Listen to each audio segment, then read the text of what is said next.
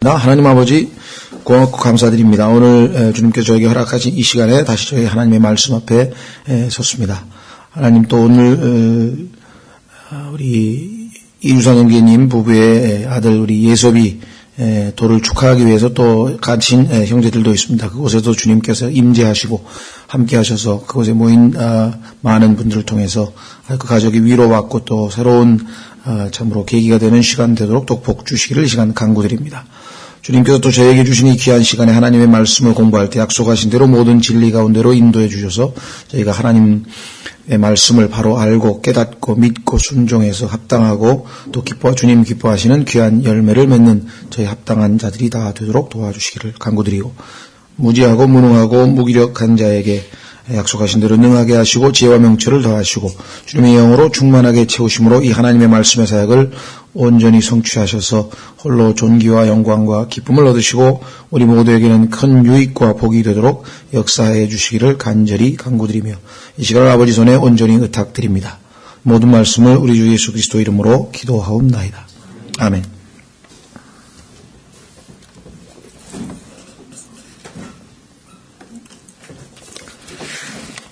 지난 시간에 우리 16장, 마태복음 6장 18절까지 살펴보았습니다.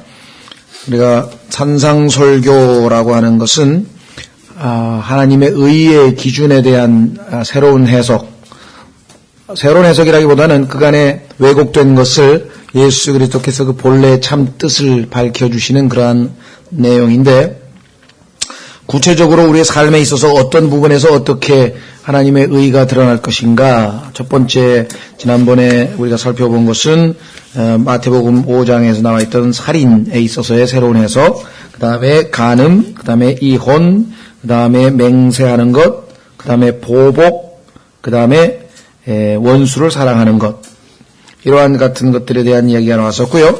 6장에서는 세 가지에 대한 얘기가 나왔었는데, 첫 번째는 우리 구제, 우리의 물질을 어려운 처지에 있는 사람에게 나눠주는 것. 두 번째는 기도, 구제를 하든 물질을 기도를 하든 그 다음에 또 금식을 하든 간에 이것은 다 내적인 그 올바른 동기에서 일어나야지 해야지 그것이 누구에게 보이려고 하는 그와 같은 것은 합당치 않다라고 하는 것을 예수 그리스도께서 말씀을 하셨습니다. 그렇죠? 그래서 오늘은 19절서부터 6장 34절까지는 핵심되는 것은 소위 말하면 부에 대한 얘기입니다. 부. 오늘날 얘기면 돈 얘기죠. 돈. 부. 이 세상 사람들이 오늘날 가장 마음이 빼앗겨 버린 그러한 것. 그래서 이 부에 대해서 어떠한 태도를 취하는 것이 올바른 태도냐. 우리가 얼핏 보면 돈이라고 하니까 부라고 하니까 물질적인 얘기냐. 그렇습니다. 물질에 관한 이야기지만 그 마음이 물질에 대해서 어떤 태도를 갖느냐는 영적인 문제지 물질적인 문제가 아닌 셈이죠. 자, 그래서 우리는 6장의 19절서부터입니다. 너희 자신을 위해 보물을 땅에 쌓아두지 말라. 거기서는 조미 먹고 녹이 슬며 거기서는 도둑이 뚫고 훔치느니라. 땅에다가 우리가 보물을 쌓아두면 그는 이렇게 언젠가 이와 같은 손상을 입거나 아니면 도둑을 맞거나 이런 일이 생기는데 전혀 그러하지 아니한 곳이 있는데 그것은 바로 20절 오직 너희 자신을 위해 보물을 하늘에 쌓아두라. 거기서는 조미 먹지도 녹이 슬지도 않으며 거기서는 도둑이 뚫지도 훔치지도 못하느니라.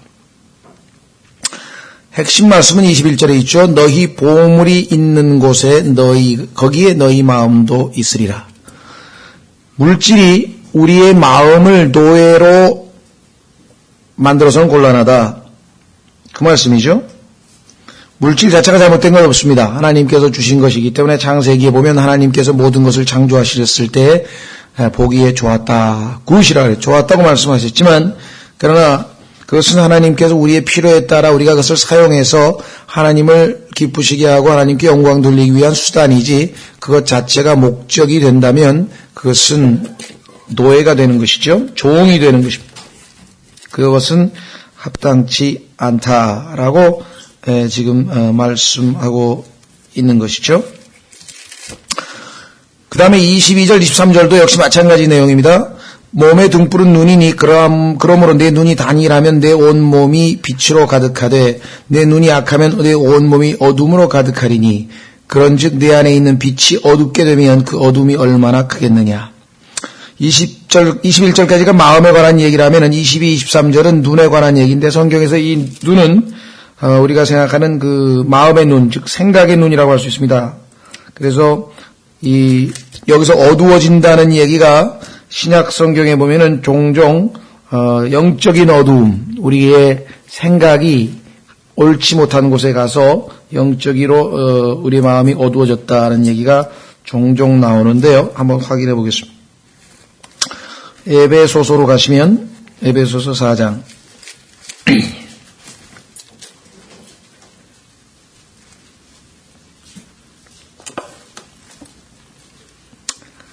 에베소서 4장으로 가시면 지각이 어두워졌다라고 하는 understanding이 어두워졌다라고 하는 말을 합니다.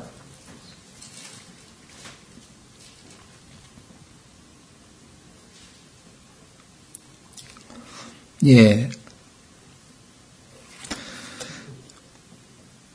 에베소서 4장 18절에 그들은 지각이 어두워졌으며 자기들 속에 있는 무지함과 자기들 마음에 눈먼 것으로 인해 하나님의 생명에서 떨어져 있도다. 뿐만 아니라 로마서 역시에도 로마서 1장에도 그들의 어리석은 마음이 어두워졌다 이렇게 말씀하고 있는 것을 보게 됩니다. 그래서 우리는 지금 현재 마태복음 6장에서 계속해서 주제는 물질에 관한 이야기가 전개되고 있는 겁니다. 그러니까 우리의 눈이 물질에 견물생심이란 말 우리 조상들도 썼죠. 어떤 물질에 자꾸만 바라다 보면 그 욕심이 생기는 거죠. 그래서 그렇게 광고를 계속 하는 거죠. 사실은 우리 눈이 보지만 그 눈으로 말미암아 우리의 마음과 생각이 바뀌어버리는 거죠. 우리의 마음과 생각이 바뀌어버리는 것이기 때문에 그것을 노리고 계속해서 우리 눈에다 뭔가를 비춰주려고 하죠. 계속 우리 눈에 이 온갖 전광판으로 둘러싸여 가지고 뭔가를 자꾸 보여주면 우리가 그런 것들을 보다 보면 생각이 바뀌어서 안 살 것도 사고 욕심이 생길 수밖에 없는 것이죠. 뿐만 아니라 24절에도 아무도 두 주인을 섬길 수 없나니 이는 그가 이 주인을 미워하고 저 주인을 사랑하거나 혹은 이 주인을 떠받들고 저 주인을 업신여길 것이기 때문이니라. 너희가 하나님과 만몬을 겸하여 섬길 수 없느니라. 물질의 신, 물질, 우리가 만몬이라고 하죠. 그러니까 여기는 의지에 관한 거네요. 우리의 마음과 우리의 생각과 우리의 의지가 즉 우리의 전 인격, 우리의 혼의 기능이죠. soul, 우리의 혼의 기능인데요. 나 자신, 나를 형성하고 있는, 나의 인격을 형성하고 있는 세 가지 요소는 우리의 지성과 우리의 감성과 우리의 의지인데 이 지정의라고 하는 이 세 가지로 구성된 나의 인격이 돈의 노예가 돼서는 안 된다고 하는 사실을 지금 주님께서 강조하고 있습니다. 실질적으로 우리의 이 생각이, 우리의 애착이 어디에 있느냐에 따라서 우리의 삶의 가치관은 바뀌게 되죠. 골로새서 3장으로 가시면 신약적으로 우리가 우리 스스로에게 한번 적용을 해보면 골로새서 3장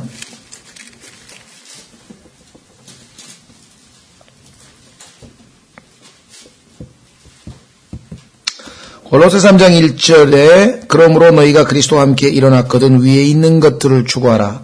거기에는 그리스도께서 하나님 오른편에 앉아 계시느니라. 위에 있는 것들에 너희의 애착을 두고 땅에 있는 것들에 두지 말라. 여기 지금 분명하게 나와 있죠. 애착, 우리의 affection, 우리의 그 마음에 지속적으로 무엇이 우리의 마음을 지배하고 있는가. 5절에 보면 그러므로 땅에 있는 너희 지체들을 죽이라. 곧 음행과 부정함과 무절제한 애정과 악한 욕정과 탐욕이니. 자, 여기 지금 탐욕이 바로 우리의 주제네요. 오늘 다루고 있는 주제인데 탐욕은 곧 뭐라 그랬습니까? 우상숭배니라. 에베소서 5장 5절에도 탐심은 우상숭배라고 되어 있죠. 그러니까 우리 그리스도인들 중에는 나는 다른 건 몰라도 우상숭배는 안 한다 이런 사람이 있는데 그건 뭘 몰라서 하는 소리예요. 부처상이나 무슨 뭐 이렇게 무슨 외형적인 돌에다가 아니면 나무에다가 절은 안 했는지 모르지만 마음이 하나님보다 더 빼앗긴 그 무엇이 있다면 이미 우리는 우상숭배를 한 셈이죠. 그래서 여기 나와 있는 것처럼 탐심에 관한 말씀, 누가복음 12장 15절에서도 주님께서 탐심에 대한 조심할 것을 얘기했습니다. 왜냐하면 누가복음 12장 15절, 누가복음 12장 15절.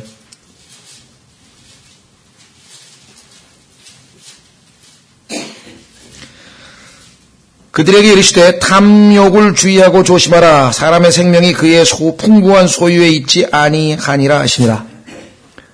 그런데 오늘날 사람들을 가르는 기준이, 사람들을 평가하는 기준이 소유의 유무 또는 소유의 많고 적음에 따라 모든 게 판결이 됩니다. 그렇죠? 심지어는 교회에서도 이런 일이 벌어진다는 것이죠. 이거 심각한 일입니다. 야고보서 1장으로 가면 설마 교회에서도 그럴 리가 없을 거라고 생각하지만 그러고도 남는 일이 벌어지고 있습니다. 야고보서 2장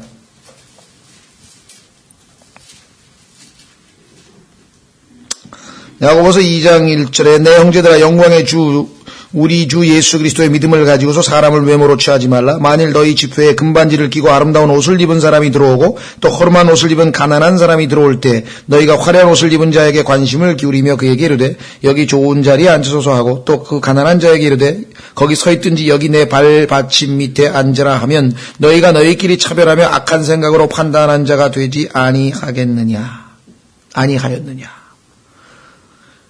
5절에 보시면 내 사랑하는 형제들아 귀를 기울이라. 하나님께서 이 세상의 가난한 자들을 택해서 믿음에 부요하게 하시고 또 자신을 사랑하는 자들에게 약속하신 왕국의 상속자들로 삼지 아니하였느냐. 물질적으로 가난하면 영적으로 유익한 점이 있어요. 100% 다 그렇다는 건 아니지만 가능성은 높죠. 하나님을 의지할 수 있는 가능성이 훨씬 더 비율이 높아진다는 것이겠죠.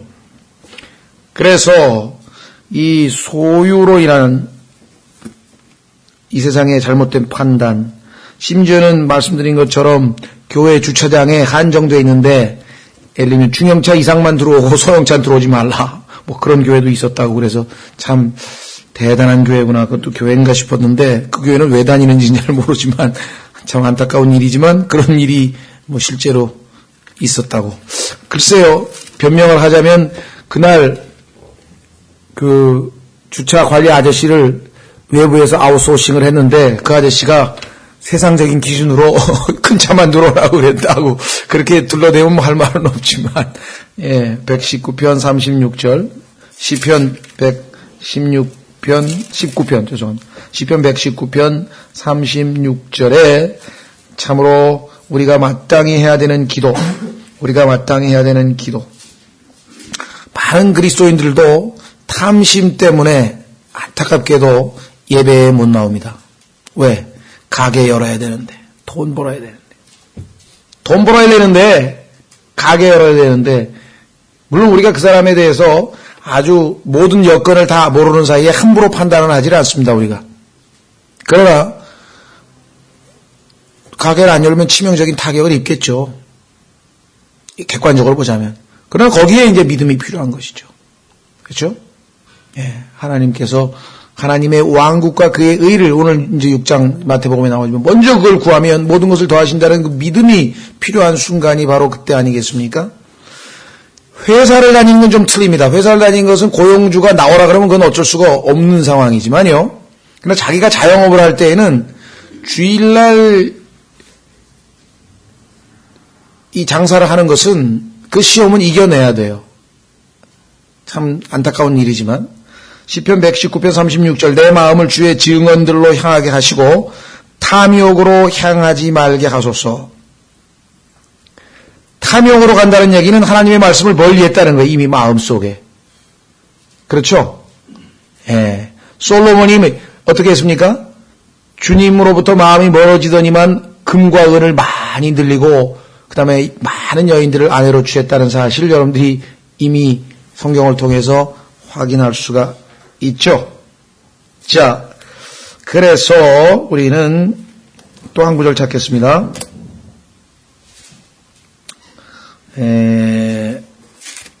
우리에게 아주 가장 적합한 적용이네요. 누가복음 8장.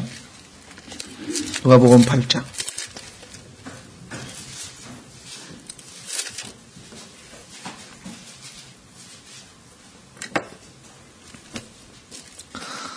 누가복음 8장.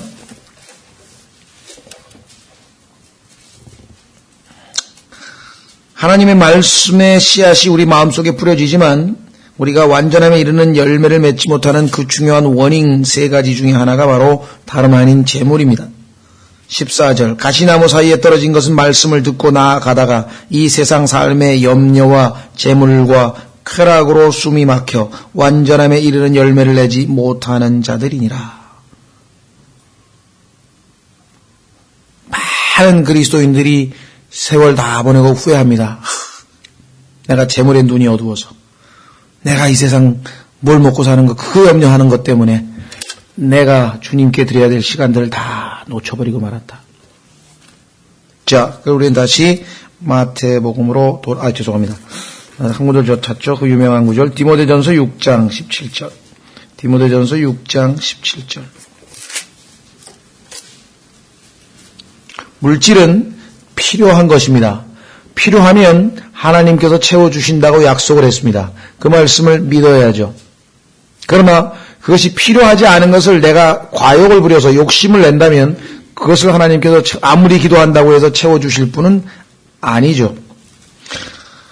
디모데전서 6장 6절부터 디모데전서 6장 6절서부터 오늘날 21세기 물질 만능주의와 만몬신을 섬기는 이 세상에 살고 있는 라오디게아 그리스도인들에게 가장 절실하게 붙들어야 되는 하나님의 말씀입니다. 디모데전서 6장 6절 그러나 만족하면서 하나님을 따르는 것은 큰 이득이 되느니라. 우리가 이 세상에 아무것도 가지고 오지 아니하였은즉 아무것도 가지고 가지 못할 것이 확실하니 먹을 것과 입을 것이 있은즉 우리가 그것으로 만족할 것이니라. 오늘 그리스도인들이 가장 불순종하는 말씀 두 가지라 그랬어요. 하나는 아까 골로새서 3장 2절에 위에 있는 것에 애착을 두라 그랬는데 위에 뭐가 있는지도 모르고 다니는 그리스도인들이 많고 만족하라 그랬는데 먹을 거 입을 거 이외에도 많이 있는데도 그래도 불만족한 사람이 그리스도인들이다. 9절 그러나 부유하게 되고자 하는 사람들은 부유하게 된 결과가 잘못된 건 아닙니다. 열심히 일해서 부유하게 됐다. 하나님께서 그 사람으로 하여금 충분히 물질을 관리하고 쓸 수 있는 능력이 있기 때문에 맡기셨다. 정직이로. 그건 문제될 거 없습니다. 그러나 부유자가 되고자 하는 의지를 품었다. 여기 우드라고 하는 단어가 윌이라고 하는 단어가 뜻을 세웠다 이 말이죠. 부자가 되겠다는 뜻을 세웠다. 그러니 이 세상 사람들 중에 어떻게 하나님을 찾겠습니까? 이 세상 사람들 중에 부자가 되겠다고 뜻을 세운 사람이 한 90% 되는 것 같은데 그 사람들이 어떻게 하나님을 찾아 나오겠어요? 만몬신을 섬기고 있는데.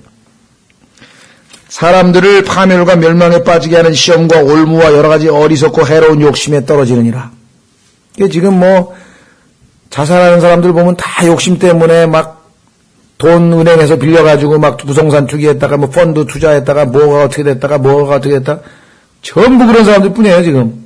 엊그제도 11명인가가 차에다 렌타폴 피워놓고 죽었는데, 그 중에는 좀, 세상이 좀 비관스럽고 그런 사람도 있지만, 이 욕심 부려가지고, 이 돈 때문에 괴로워가지고 이혼당하고 이제 자살한 40대도 있었던 것을 보게 되죠.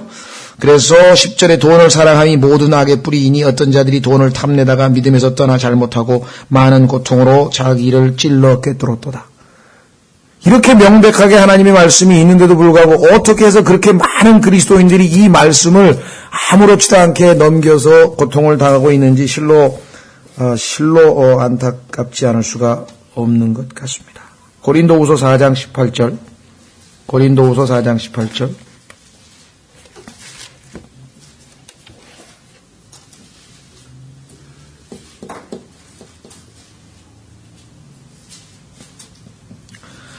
우리는 보이는 것들을 바라보지 아니하고 보이지 아니하는 것들을 바라보나니 보이는 것들은 잠깐 있을 뿐이나 보이지 아니하는 것들은 영원하니라. 그래서 하늘의 보화를 쌓아두라. 하늘의 보화를 쌓아두면 영원하니까 일시적이지 아니니까 예수님이 와서 불로 다 태워지지 아니하는 그러한 것이니까. 그래서 우리는 다시 마태복음 6장으로 돌아가서 부에 대한 주님의 말씀들 살펴보았습니다. 그래서 25절부터는 그런 것 때문에, 그 돈 때문에 걱정 좀 하지 말라, 걱정에 대한 얘기가 나오네요. 25절. 그러므로 내가 너희에게 이르노니 너희 생명을 위해 무엇을 먹을까 혹은 무엇을 마실까, 너희 몸을 위해 무엇을 입을까 염려하지 말라. 생명이 음식보다 소중하니 아니하며 몸이 옷보다 소중하지 아니하냐. 공중의 날짐승들을 보라. 그것들이 씨 뿌리지도 아니하고 거두지도 아니하며 곳간에 모아들이지도 아니하되 너희 하늘 아버지께서 그것들을 먹이시나니 너희는 그것들보다 훨씬 더 낫지 아니하냐. 너희 중에 누가 염려함으로 자기 키에 1규빗을 더할 수 있겠느냐.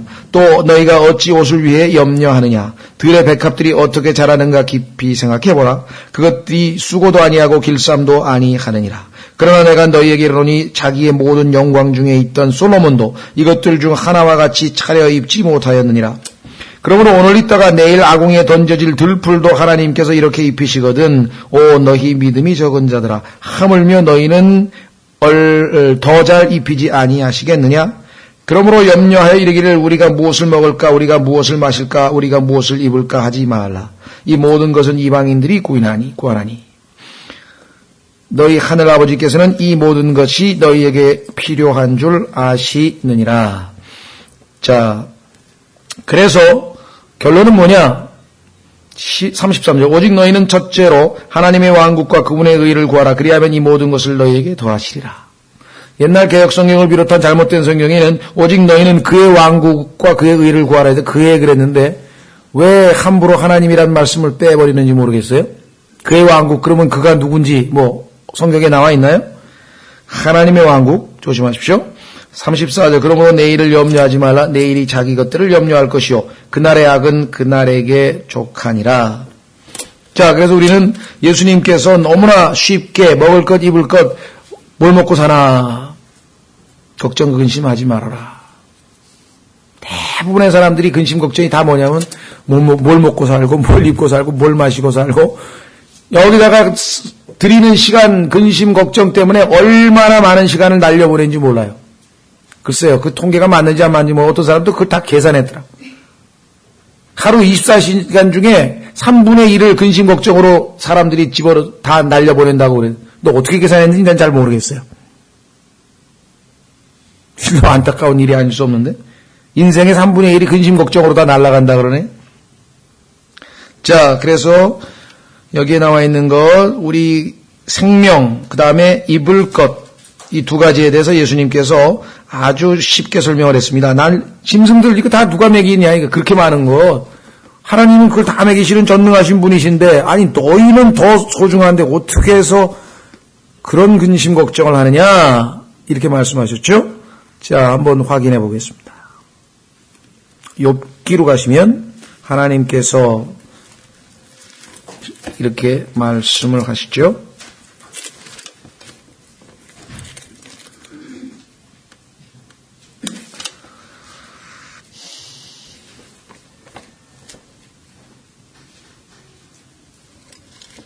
참 38장 욥기 38장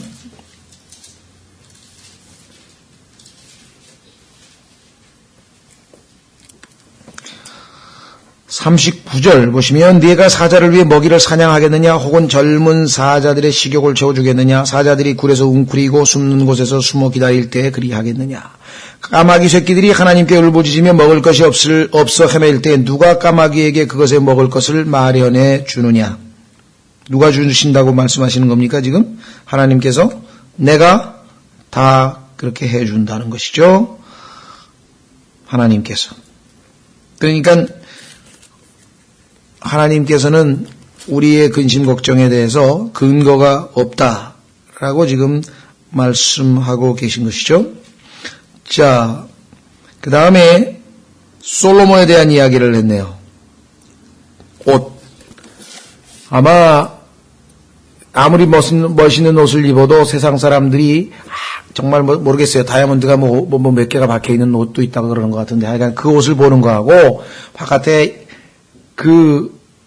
우리가 최근에 보셨는지 모르겠습니다만은 이 벚꽃 쫙 펴가지고 개나리 막 진달래가 막 어울려가지고 그냥 또 요즘에 뭐 텔레비전에서 막 꽃 축제 하는데 막 유채꽃밭 무슨 뭐 매화꽃밭 진달래꽃밭 쫙 보여주는 거 어떤 걸 보고도 감탄을 합니까? 옷 멋있는 거 보고 그냥 감탄합니까? 아니면 그렇죠. 하나님이 그렇게 꽃도 풀들풀 하나도 그렇게 잘 입히는데 어떻게 무엇을 입을지 너희가 걱정할 필요가 있겠느냐.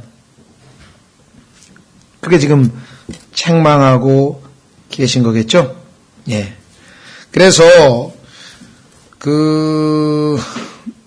어떤 사람이 아주 재밌는 말을 했네요. 평범한 사람들은 두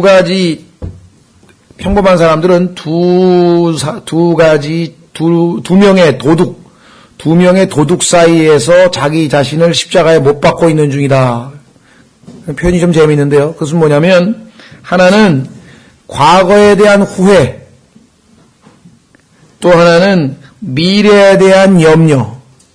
현재는 얼루가 버리고 과거에 대한 후회하고 미래에 대한 염려라고 하는 두 마리 도둑 때문에 두 명의 도둑으로 인해서 현재를 다 빼앗겨버리고 탈취당하고 살아가는 안타까운 존재. 근데 그게 평범한 인간의 모습이라고 누군가가 나름대로 아마 관찰하는 가운데 평을 했는데 충분히 우리가 일리가 있는 말이라고 생각이 되겠죠?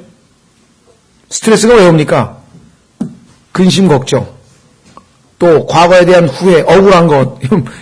그러지 말았어야 되는데 뭐 이것 때문에 오는 거 아니겠어요? 그러니까 몸도 망치고 시간도 망치고 건강도 망치고 현재에 대한 할 수 있는 모든 기회도 다 놓쳐버리고 너무나 안타까운 일이 아닐 수가 없는 것 같습니다. 그렇죠? 자, 그래서 우리가 이제 조금 더 몇 가지 좀 살펴볼 것들은요. 여기 보시면 아까 우리 좀 보완하면 22절에 보면 이 눈이 단일하다 그랬는데요. 단일하다고 하는 싱글하다고 하는 얘기는 소위 말하면 우리가 두 마음을 품는다 그러죠. 우리 인간은 한 가지 할 때, 한 가지에 몰두할 때에 전념할 때에 뭔가를 이룩해내는 겁니다. 그래서 뭔가 제대로 이 세상에서 뭔가를 하나 이룩한 사람들 보면 되게 한 가지에 매달려 한 가지에 모든 걸 다 쏟아버린 사람들이 그 분야에서 가장 뛰어난 성과를 이루는 것을 우리가 보게 되죠. 그래서 이 성경에 보면 성령님을 예표하고 있는 비둘기는요, 눈이 단순하답니다. 싱글. 그래서 한 가지만 딱 봐요. 시각도 똑바로 한 가지만 볼 때 여기저기 눈을 두리번거리거나 이러질 않는다는 거예요. 히브리서 12장에 보면은 믿음의 주요 온전케 하시는 이인 예수를 바라보자. 우리의 눈이 비둘기가 시각이 한 곳에 고정되어 있듯이 예수 그리스도께로 고정되어 있다면, 우리의 생각이 예수 그리스도께만 그대로 머물러 있다면 우리의 마음이 어떻게 되겠습니까? 이사야서 26장 3절을 보시면, 이사야서 26장 3절에 보시면 여러분과 제 마음의 눈이 예수님께로 고정이 되어 있다면 여러분과 저는 완전한 평화를 항상 누릴 수 있다라고 약속이 되어 있습니다. 이사야서 26장 3절 주께서는 생각을 주께 고정시킨 자를 완전한 평강으로, 이 세상 사람들이 얻고자 하는 것 이것 아닙니까? 완전한 평강은 곧 우리에게 기쁨과 행복을 가져다 주는 거 아니겠습니까? 뭐니 해도 마음 편한 게 최고야. 뭐니 해도 마음 편한 게 최고야. 근데 마음 편하려면 어떻게 된다는 거예요?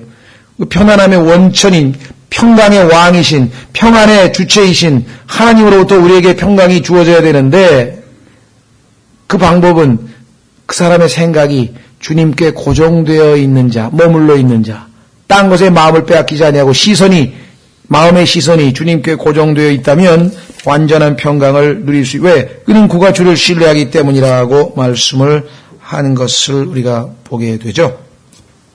자, 여러분, 이건 제가 그냥 이거를 읽다가 그냥 생각이 나서 말씀을 드리는데 적절한 이해인지 아닌지 잘 모르겠어요. 저도 과거에 얼마 전인가 이렇게 보니까, 이, 박찬호 야구 선수가 아마 좀 슬럼프에 빠져가지고 영 성적이 안 좋고 그랬던 모양이에요. 근데 이제 선배로서 이, 삼성 지금은 뭐 사장인가 그러죠. 야구 감독을 했던 김웅용 야구 감독이 충고를 한마디 했는데 그 말이 제 마음에 와닿았어요. 그래서 뭐냐면 찬호야 야구만 해라. 그게 무슨 소린가 봤더니 무슨 강남에다가 100억짜리 빌딩을 사가지고 그거 사고 사업하느라고 마음이 딴 데가 있는 거야. 그래도 야구가 되겠어요? 뭔가 아는 사람이야, 이 김웅용이라는 사람. 그러면서 이 사람이 옛날에 텔레비전에 나온가, 뭐 잡지가 인터뷰를 하는데 보니까요. 그 말이 명언이더라고요. 하니까. 저는 아무것도 몰라요. 야구밖에 몰라요. 그게 야구에 성공한 거예요. 신앙생활도 마찬가지예요. 예수님밖에 모르면, 초점이 여기에 갇혀 있으면은, 마음이 눈이, 이게 아주 단순한 것 같지만, 우리의 신앙에서 승리할 수 있고, 성공할 수 있는, 신앙에 성공할 수 있는 비결이 바로 그것이겠죠? 예. 그래서 좀 여러분들에게, 자, 24절에도 주인을 두 명을 둔다. 이거 심각한 얘기죠? 자, 우선, 여호수아부터 보겠습니다. 여호수아 24장에 가면, 여호수아가 결단을 촉구한다. 어떤 결단을 촉구하나 한번 보겠습니다. 여호수아 24장.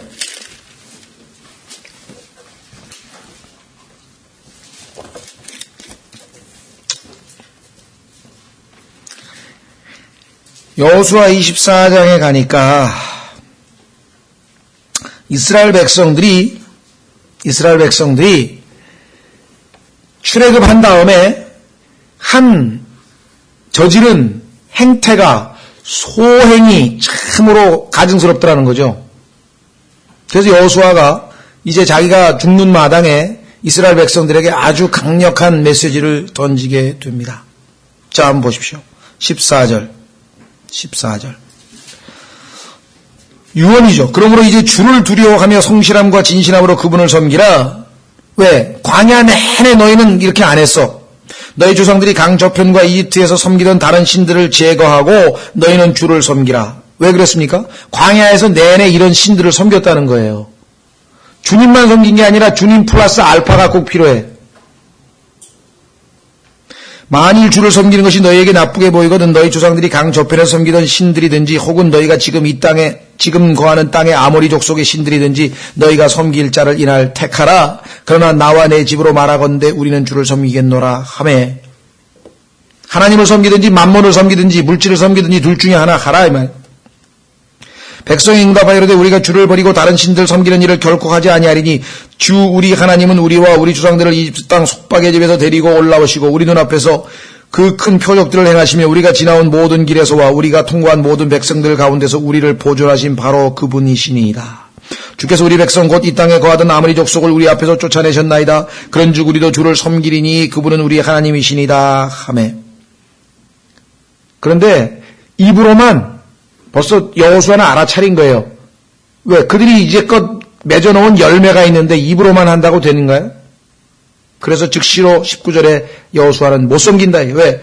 여호수아가 백성에게 이르되 너희가 능히 주를 섬기지 못하리니 너희 지금 그런 마음 자세로 주님 못 섬긴다. 왜? 그분은 거룩한 하나님이시오. 너희는 지금 하나님께 모든 걸 하나님만을 위해서 너희 자신을 따로 떼어놓는 거룩한 삶을 살고 있지 않아. 질투하는 하나님이시므로 너희 범죄와 죄들을 용서하지 아니하시리라. 만일 너희가 주를 버리고 이방신들을 섬기면 그분께서 너희에게 선을 행하신 뒤에라도 돌이키사 너희를 해하시고 너희를 멸하시리라 하니 백성이 여호수아에게 이르되 아니니이다 우리가 주를 섬기겠나이다 하매.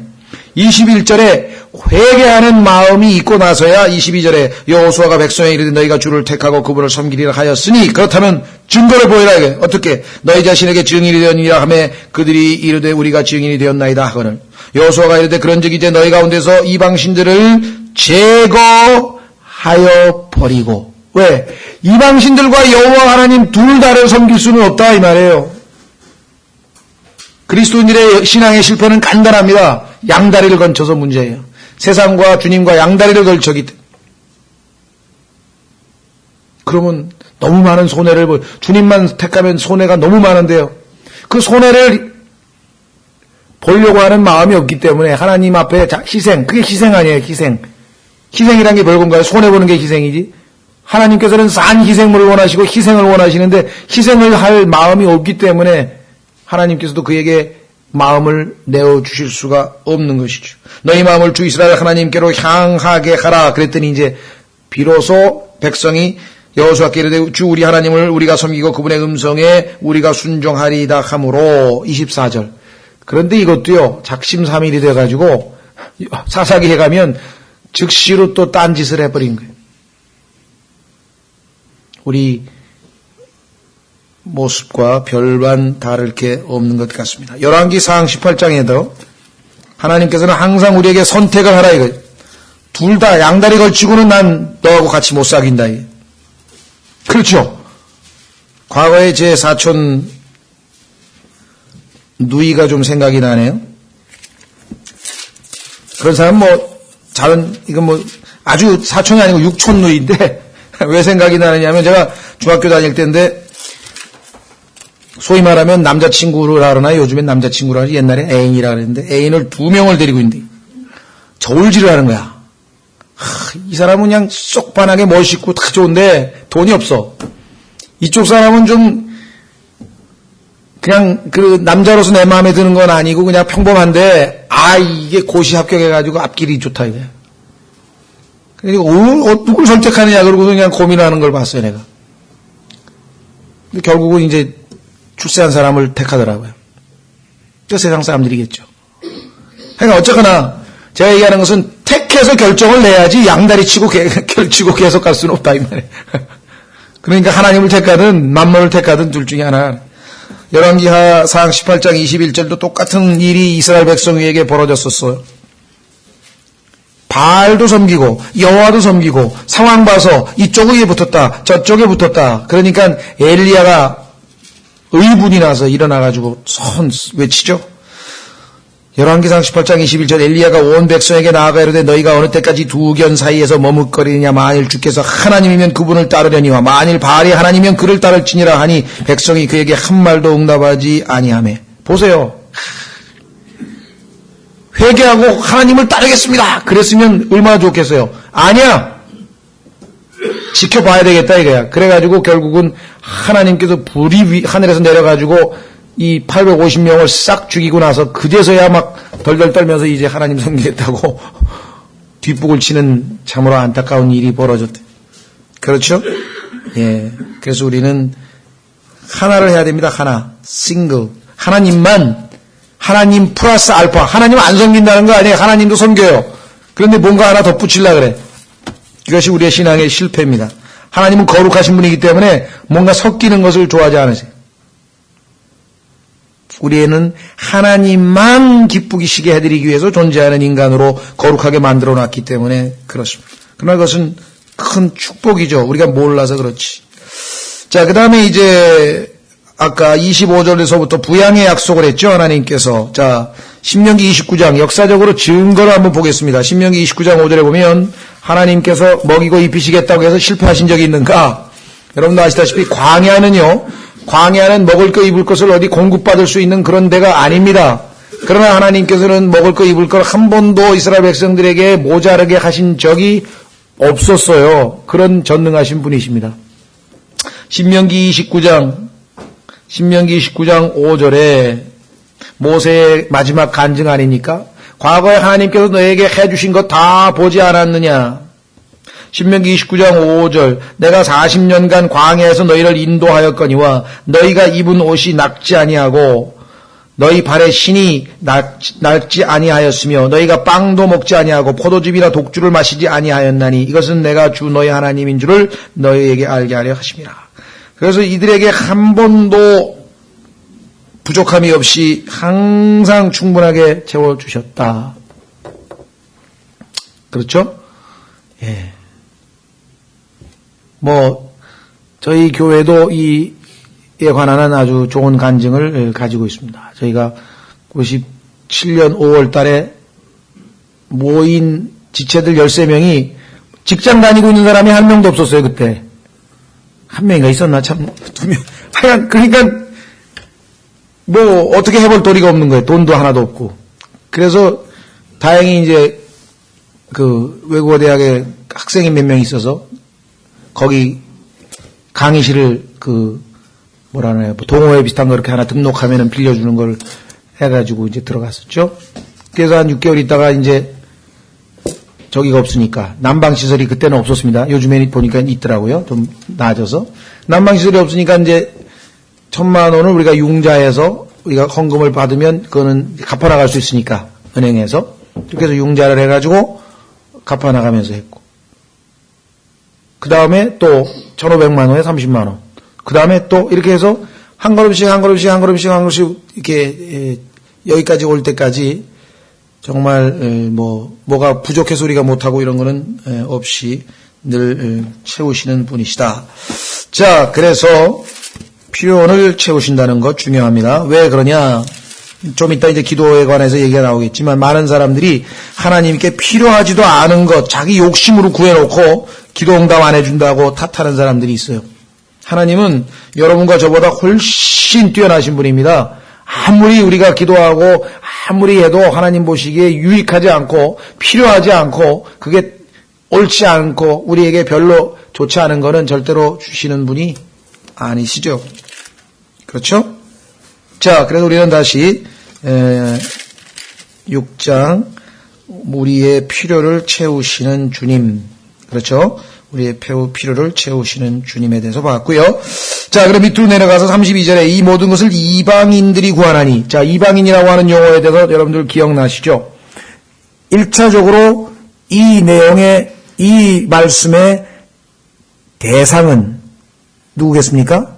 유대인이겠죠. 왜? 유대인들에게 얘기할 때 유대인 이외의 모든 민족들을 이방인이라고 하는 용어를 쓰기 때문에 이것이 지금 교회 성도에게 직접적으로 교리적으로 하는 얘기는 아니라는 사실을 우리가 염두에 두어야 되겠죠. 그래서 32절에 필요한 줄 아시느니라. 자, 하나님께서 채우시는 것은 필요라는 것. 자, 빌립보서 4장으로 갑니다. 빌립보서 4장. 우리가 곡해하고 있는 구절 중에 하나인 것 같아요. 빌립보서 4장을 사람들이 남용을 좀 하는데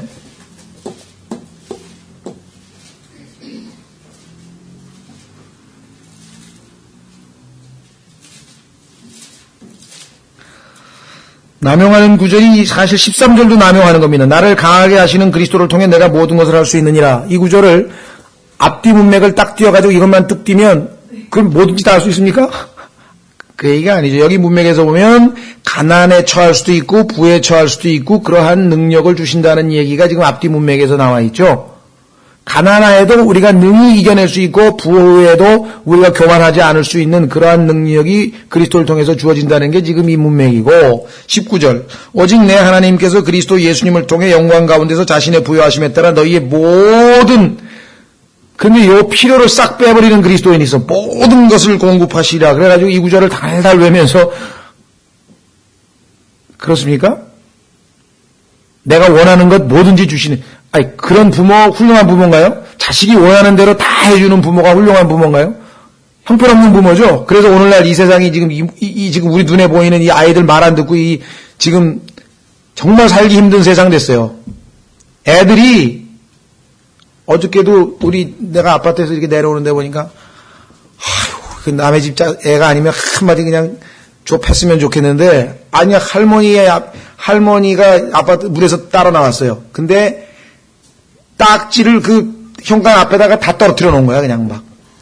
그러니까 할머니가 이놈아 이거 치고 가! 그랬다고. 할머니 허리 아파서 못 친다 했더니, 할머니 그거 안 쳐놓으면 이따가 저쪽 가더니 문 꽉 닫고 내가 엘리베이터 안으로 쏙 탔어. 그래 내가 한 대 줘박았으면 아마 또 CCTV 찍혀가지고 잡혀갔을 거야. 그래가지고 아휴 이런 놈들을 키워놨으니 참으로 이거 자업자득이고 심은 대로 거둔다는 하나님 말씀대로 그거 어떻게 하겠어요? 그 부모가 그렇게 키워놓고 할머니가 그렇게 키워놓은 거를 예? 야 모든 것을 공급하십니까? 원하는 대로 다 해주십니까? 아니에요. 특히 은사주의 사람들이 오해하고 있는데 모든 필요를 공급하신 것이. 그러니까 기도에 있어서 우리가 응답받는 비결 중에 하나는 그 필요성을 하나님께 설득시켜야 돼. 하나님 이거는 꼭 필요한 겁니다. 과거에 제가 스페인에 있을 때 정말 그 형제가 기도할 때 제가 깜짝 놀랐어요.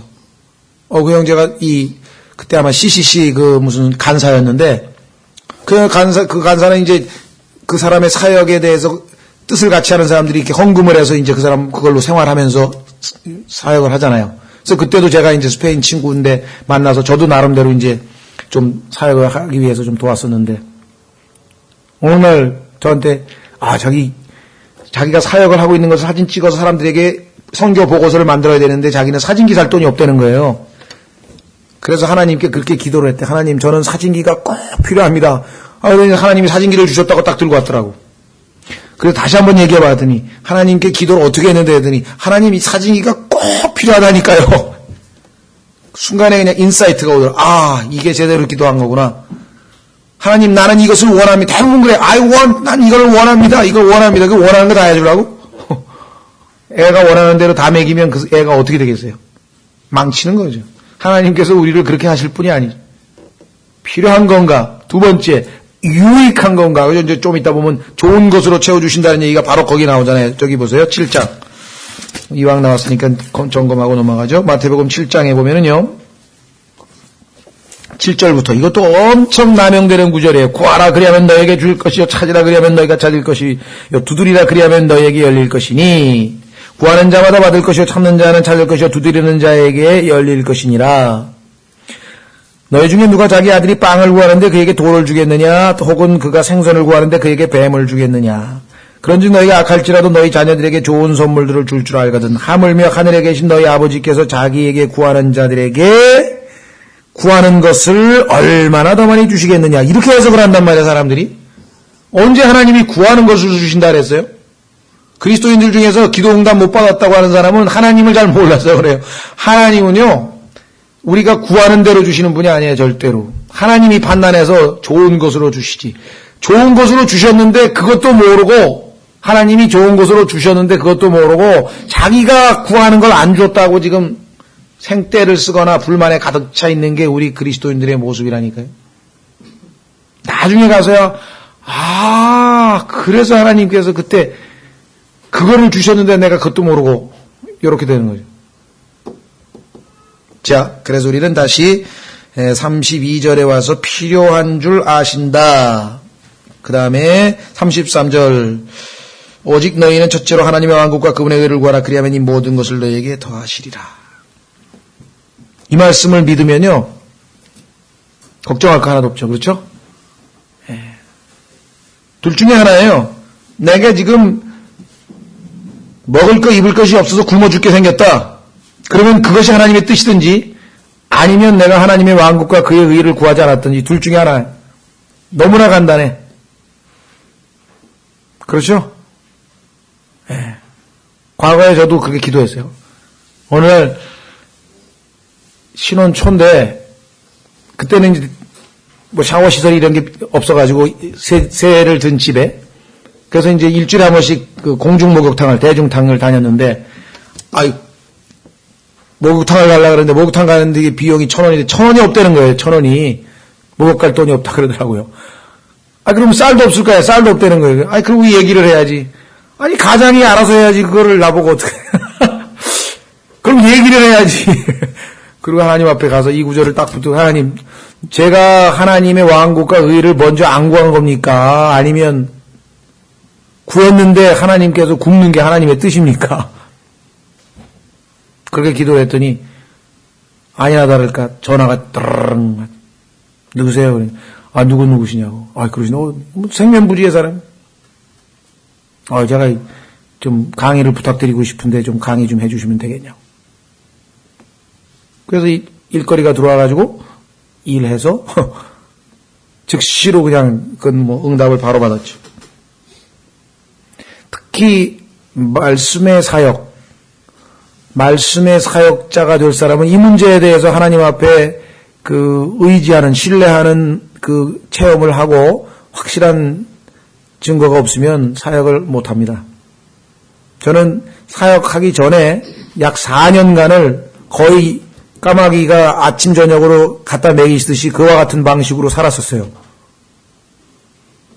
이제 이제 다 떨어져서 먹을 게 없다 싶으면 하나님께서 일자리 또 강의 주셔서 하고 또 번역 들어와서 하고 제가 찾아 나선 적 한 번도 없었어요. 그래서 제가 사역을 과감하게 뛰어들 수 있는 것은 이 문제에 대해서 내가 하나님이 책임을 지신다는 확신을 갖고 있었기 때문에 행동에 옮길 수 있었던 것이죠. 자, 그 다음에 34절. 그러므로 내일은 염려하지 말라. 내일이 자기 것으로 염려할 것이요 그날의 악은 그날에 족하니라. 아까 말씀드린 것처럼 과거의 후회도 문제지만 내일에 대한 염려도 아무짝에도 쓸모없는 일입니다. 우리에게는 오늘 이 순간 현재를 하나님 앞에 드리는 것이 최선의 삶이죠. 자, 드디어 7장으로 넘어갑니다. 7장 1절서부터 5절인데요. 특히 7장 1절은 엄청나게 왜곡되고 있는 말씀이네요. 왜냐? 너희가 판단을 받지 아니하려거든 판단하지 말라. 요것만 딱 보면 그리스도인은 판단하면 안 되는 것처럼 오해를 해서 복음 전할 때 우리가 사람들에게 얘기하죠. 여러분들은 예수 그리스도를 믿지 않으면 지옥에 갑니다. 뭐 그러면 지나가다가 판단하지 말라니까 뭐 이런. 어디서 주워 들었는지 하여간 우리나라는 좀 덜해요. 왜냐하면 성경 잘 모르는 사람이 많으니까.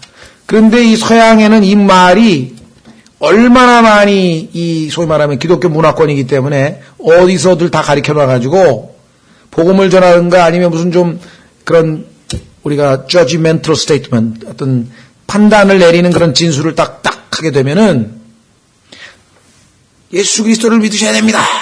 하늘나라에 가고 싶으신 분 뭐라고 하면은 지나가면서 한마디 꼭 하는 게 이게 쬐치나다 니디레 빛나 쬐치 하면서 그냥 비꼬는 소리로 한마디씩 하고 지나가는 게 바로 이 말씀인데 사실은 앞뒤 문맥을 보면 여기서는 판단하지 말라는 데 초점이 있는 것이 아니라 이유가 있잖아요. For. 왜 판단하지 말라는 이유냐? 뒤에 이유가 있죠. 너희가 무슨 판단으로 판단하든 그것대로 판단을 받고 너희가 무슨 척도로 재든 그것으로 너희가 다시 평가를 받으리라. 그러니까 항상 다른 사람을 판단하기 전에 자기 자신부터 먼저 판단하라. 3절 계속해서 같은 문맥이죠. 5절까지가 너는 어찌하여 내 형제의 눈 속에 있는 티는 보면서 내 눈 속에 있는 들보는 깊이 생각하지 못하느냐. 보라 내 눈 속에 들보가 있는데 내가 어찌 내 형제에게 이르기를 내가 내 눈에서 티를 빼주겠노라 하려느냐. 너 위선자야 먼저 내 눈에서 들보를 빼내어라. 그 뒤에야 네가 분명하게 보고 내 형제의 눈에서 티를 빼내리라. 교훈의 핵심은 항상 자기부터 먼저 하나님 앞에서 하나님의 말씀 앞에서 올바로 판단하고 그것에 근거해서 다른 사람들을 판단할 때는 목적이 뭡니까? 그 사람의 믿음을 세워주기 위해서 돕기 위해서 판단하는 거지 비판하고 무시하고 깔보고 조롱하기 위해서 판단하는 것이 아니라는 것이죠. 자, 그래서 한번 확인해 보겠습니다. 요한복음 7장으로 가면 예수님께서 모순된 말씀을 하실 리가 없죠. 어떤 분들은 7장에서 판단하지 말랬는데 왜 판단하지 말라 그랬는데 예수님이 판단하라고 하신 말씀은 또 어떡할 거예요, 그럼? 예수님께서 판단하라고 하신 말씀은 어떡하냐, 요한복음 7장. 그러니까요, 성경이 올바로 나누지 아니하면요, 잘못하면 돌아버려요, 성경을 읽다가. 왜? 여기는 판단하라 그랬죠? 여기는 판단하지 말라 그랬죠? 여기는 판단하라 그랬죠? 여기는 판단하지 말라. 판단하라는 거야, 말라는 거야, 이렇게 돼버린단 말이에요. 그러니까 항상 문맥을 봐야죠, 문맥을. 그렇죠? 예, 성경 자체는 문맥을 보지 아니하면, 올바로 나누지 아니하면 어마어마하게 모순되는 구절들이 많이 나옵니다. 그러나 하나님께서 명하신 대로 rightly dividing, 정확하게 잘 나누면 하나의 모순도 나타나지 않는 것이 하나님의 말씀이죠. 어떤 분들은 이 간단한 디모데후서 2장 15절 이 간단한 하나님의 명령을 순종치 않아가지고 올바로 나누지를 못하다 보니까 어떻게 됩니까? 그냥 있는 대로 하니까 여기서 한 말 틀리고 저기서 한 말 틀리고 여기서 한 말 틀리고 나중에 뭐야? 성경은 정말 이해할 수 없는 책이야. 이렇게 되버리니 하나님께서 이해할 수 있는 방법을 가르쳐 주는데 그 방법을 모르면 그렇죠. 이해할 수 없죠. 방법을 모르면 정말 이해할 수 없는 것이 성경입니다. 자, 그래서 요한복음 7장으로 가면 24절에 요한복음 7장 24절에 말씀하시기를 예수님께서 말씀하셨죠. 겉모양으로 판단하지 말고 의로운 판단으로 판단하라. 정확하게 올바로 판단해야죠. 그렇죠? 자, 그 다음에 신약 성경도 마찬가지. 판단하라는 말씀이 뭐 한두 군데가 아닌데요. 몇 구절 한번 찾아보고 좀 쉬겠습니다. 그리고 계속 이어가겠습니다. 자, 우선 그 유명한 말씀 고린도전서 3장. 고린도전서 3장에 가면 영적인 사람들은 모든 걸 판단할 수 있다. 왜 그렇습니까? 영적인 사람은 자기 생각대로 판단하는 게 아니라 하나님의 말씀에 근거해서 판단하니까 모든 걸 판단할 수 있겠죠. 그렇죠?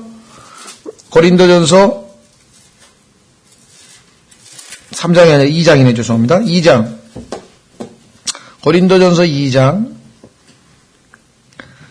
하나님께서 고린도전서 2장에서는 사람을 세 부분으로 나누셨다 그랬습니다. 그래서 이것도 잘 우리가 판단해야 돼요. 올바로 나누어야 됩니다. 하나님께서는 이 세상에 존재하는 모든 인간을 세 수로 분류하셨는데 14절.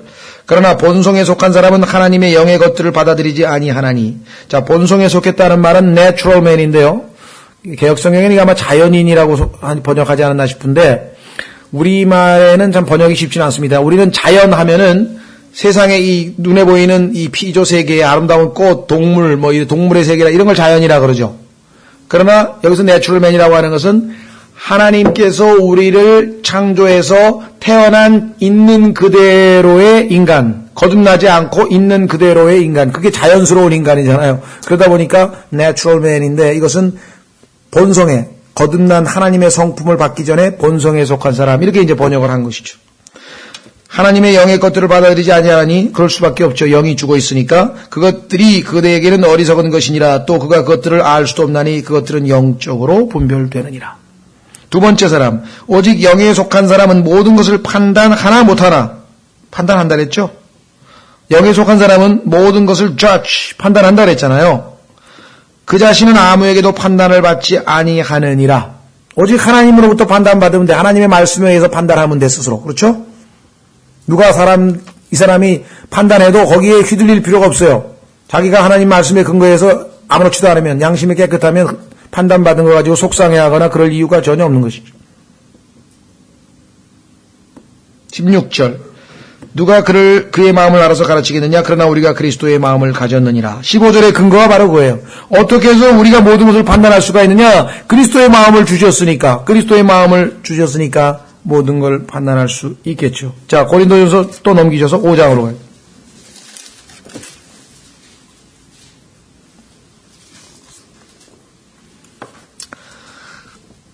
고린도전서 5장 11절부터 그러나 내가 이제 너희에게 쓴 것은 만일 형제라 불리는 어떤 사람이 음행하는 자이거나 탐욕을 부리는 자이거나 우상 숭배자이거나 욕설하는 자이거나 술 취하는 자이거나 강탈하는 자이거든 사귀지도 말고 그런 자와는 함께 먹지도 말게 하려 함이라. 또한 밖에 있는 자들을 판단하는 일이 나와 무슨 상관이 있으리요? 밖에 있다는 얘기는 그리스도 밖에 있으니까 예수 그리스도를 안 믿는 사람들을 우리가 판단할 필요가 뭐가 있냐 이거예요. 어차피 그건 구원받지 못한 사람이니까. 그런 사람들은 하나님이 알아서 나중에 최후의 심판 때 판단하시겠죠. 심판하시겠죠. 내가 그 사람들을 심판해야 될 이유가 뭐가 있어요? 그렇죠? 다만 안에 있는 자들은 너희가 판단하지 아니하느냐? 11절에 보니까 안에 있는 그리스도 안에 있는 형제가 음행을 했다든가 탐욕을 부렸다든가 우상 숭배자라든가 욕설을 한다든가 술을 취했다든가 강탈한다든가 이런 사람은 빨리 판단해서 사귀지 말라 그랬잖아요. 왜? 나도 내 주변에 있는 형제자매들도 다 물들어 버릴 테니까 그런 사람들하고는 교제를 끊으라. 사귀지도 말고 그런 자와는 함께 먹지도 말게 하려 함이라. 13절. 그러나 밖에 있는 자들은 하나님께서 판단하시나니 그러므로 그 사악한 자를 너희 가운데서 내쫓으라. 고린도 교회에서는 자기의 어머니의 첩과 관계를 맺어서 엄청난 이 성적으로 타락했던 사람들이 있었잖아요. 그런 사람들을 빨리 판단해서 교회에서 내쫓아야 되는데 그들을 용납함으로 교회 전체가 다 더럽혀지는 일을 내버려둔 교회에 대해서 바울이 지금 하나님의 말씀으로 판단하고 있는 거 아니겠습니까? 예, 그렇다면 마태복음 7장에 나와 있는 판단받기 싫으면 판단하지 말라는 얘기는 판단하기 전에 판단을 자기부터 먼저 판단해야 된다. 왜? 그 판단으로 그대로 우리도 판단받을 거니까 라고 하는 말씀이라는 것을 우리가 문맥을 통해서 확인해 볼 수가 있습니다. 예, 조금 쉬었다가 계속해서 이어가도록 하겠습니다.